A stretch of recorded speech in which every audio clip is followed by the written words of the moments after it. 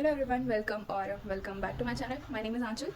I'm a CBSE 12 class 12th grader and I'm an XG aspirant. Yeah. So this video is all about the worst phase of my life, that is JEE. It's obviously because 10th तक मेरी life बहुत अच्छी चल रही थी। मैं बस थोड़ा बहुत ट्विस्ट था, थोड़ा फ्रेंडशिप रोल में कि बस हो जाता था कि हाँ तुमने ये कैसे कह दिया, तुमने वो कह दिया, इसने ये कहा, उसने वो कहा। इतना सभी होता था बस 10th में, और पढ़ाई एंड ऑल में ठीक ठाक था, बहुत अच्छा था, मतलब सब कुछ था, इतना स्ट्रेस का टाइम नहीं था। आया 11th आया and the worst decision that I taken was to choose JEE.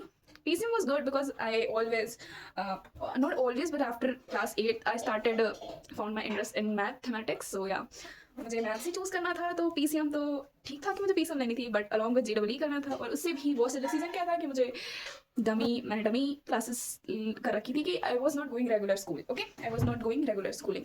तो एक ये मेजर प्रॉब्लम थी कि मैं रेगुलर स्कूलिंग नहीं कर रही थी। सो इतना मतलब बोर्ड का भी आइडिया नहीं था घर पे रहकर, तो मैं बैकलॉग्स भी बनाती चली जा रही थी, कोई दिक्कत नहीं था, मतलब there was no one to, कोई तो मैं बोलने वाला नहीं है, ठीक है। उसके बाद a lot of family issues and all came in class 11th itself, that I have cleared an entrance exam after class 10th कि तुम जिसके through you can get a school, उसमें तुम्हारा रहना सब कुछ फ्री एंड ऑल है तुम्हारी, but I don't wanted to do because वहाँ पे तुम्हें जेडब्ल्यू की कोचिंग नहीं कराते, तो इसीलिए मैं उससे ज्वाइन नहीं करना चाहती थी। Again the worst decision that I taken, because अगर मैं वहाँ चली जाती तो मेरे बोर्ड्स बहुत अच्छे हो जाते हैं, और शायद मुझे इतनी जो मतलब टेंशन हुई है, ये जो मेंटल एग्जॉशन हुआ है, वो ना हुआ होता अगर मैं वहाँ पे चली जाती तो। एक और चीज़, प्लस मैंने अपने माँ बाप के इतने पैसे ना बर्बाद किए होते, ये और हो गया है। ओके, सो कहाँ पे थी मैं, या दैट वो एंट्रेंस एग्जाम मैंने क्लियर किया, स्टिल मैं वहाँ पे नहीं गई बिकॉज मुझे करना था जेडब्ल्यू के, तो मुझे जाना था आईआईटी। पहले मुझे 1-2 महीने तक मुझे आई was not aware of this thing कि तुम्हें वहाँ प्लेसमेंट लगेगी एंड ऑल, तुम you will get a college only and all, ये सब था मुझे, मतलब मैंने देखा सब कर रहे हैं, तो I was like it's okay, I will also do this thing.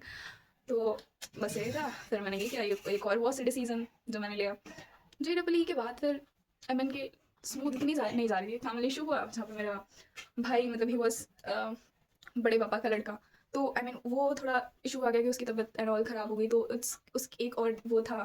फिर उसके बाद ऐसे लाइफ फर्स्ट, मतलब उस तुम थोड़ा ओवरकम करो उसको। फिर मैं अपना लाइक मेरे काफ़ी सारे बैकलॉग बन गए थे ऑनलाइन में, तो यही होता है कि तुम मतलब जितना सिलेबस नहीं होता, बैकलॉग ज़्यादा ही होता है, तो मतलब फिर बैकलॉग कवर करने लगी मैं। बैकलॉग कवर करते करते मुझे लगा कि अभी यार मैं तो कितना पीछे हो गई, मतलब मेरा बैकलॉग हो गया, बाकी सब लोग तो और आगे चले गए होंगे, but no, I was wrong कि इतना भी नहीं होता है।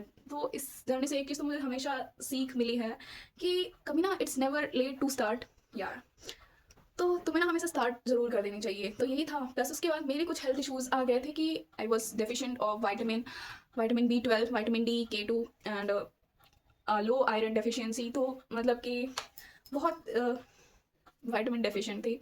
तो इसकी वजह से भी मतलब it has created an impact, क्योंकि मेरी प्रायोरिटी मेरी हेल्थ नहीं थी तब मेरी प्रायोरिटी ओनली स्टडीज़ ही रह गई थी, which has impacted me. And थोड़ा बहुत फिर उसके बाद जब तुम हेल्थ तुम्हारी ख़राब हो जाती है मेरी, देन आई वॉज लाइक कि मुझे मतलब इन वाइटामिन डेफिशिएंसी की वजह से I was having mouth ulcer repeatedly, जिसकी वजह से I was not able to eat anything, even यहाँ तक मेरे माउथ अल्सर रहता था पूरे इस थ्रोट एरिया एंड ऑल में। तो नॉट ओनली 1 2 3, मतलब इट्स बहुत ज़्यादा। सो आई कैनॉट इवन, मतलब वो फेज़ याद करती हूँ ना, तो आई वॉज लाइक कि कितना बुरा फेज़ था लाइफ का।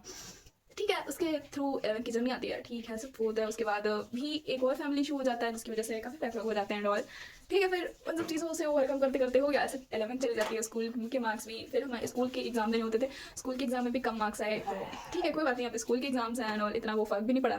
फिर 12th आ गई, धीरे धीरे 12th में मतलब मेरा कभी मन नहीं था कि मैं ऑफलाइन कोचिंग ज्वाइन करूँ, क्योंकि मुझे थोड़ी सी रियलिटी पता थी ऑफलाइन कोचिंग्स की। मतलब मैं हमेशा अपने हर वीडियो में यही बोलती हूँ कि it is not about the coaching, जब तुम कर लेते हो वो चीज़ें तब तुम्हें वो चीज़ रियलाइज होती है कि it is not about the coaching, but it's all about you, कि तुम अपना क्या कर रहे हो। Please do not become lecture addictive, ये चीज़ मैं हर वीडियो में बोलती हूँ, लाइक जो भी मैं बना रही हूँ, कि हम ऑनलाइन में बहुत ज़्यादा लेक्चर एडिक्टिव हो जाते हैं, और ऑफलाइन में तो बस पढ़ाई नहीं होती कि हम एडिक्टिव भी हो सकते हैं लाइक। तो ऑफलाइन क्लासेस मेरे पेरेंट्स में मतलब बोल दिया कि हाँ तुम ज्वाइन कर लो एंड ऑल, तो मैंने कहा ठीक है ज्वाइन कर लेती हूँ। Again the was the season, ठीक है। फिर वो डिसीजन भी मेरा वर्स्ट ही गया, मैं गई मतलब 11th में, तो मैंने इतने टॉप नॉच टीचर्स से मैंने पढ़ाई की है। राजवन सर थे, तरुण सर थे, और Nikhil sir physical chemistry, organic chemistry, और इनऑर्गेनिक केमिस्ट्री, मतलब बहुत ही अच्छे अच्छे टीचर्स थे जिनसे पढ़ा था। फिर 12th में आके मतलब मैं मेरे को समझ के ही बाहर था, बिकॉज एक कॉन्सेप्ट जो है ना ऑफलाइन में यही है कि भाई टॉपर्स हो तो तुम्हारी हर जगह वैल्यू है, when you are not a topper तो तुम्हारी कोई वैल्यू नहीं है। एंड इट्स ट्रू भाई, ट्रू, हर जगह यही होता है, यही होता है।